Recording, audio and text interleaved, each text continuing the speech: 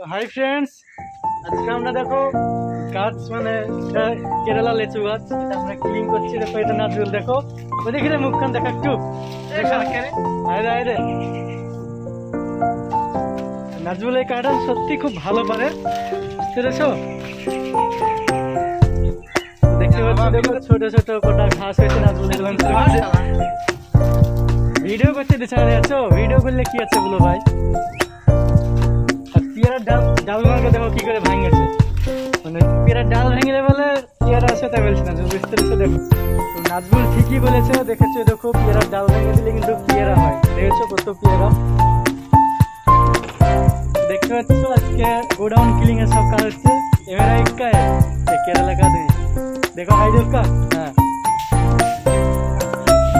का काम देखो ফুলের গাছ ক্লিন করছে, দেখেছো?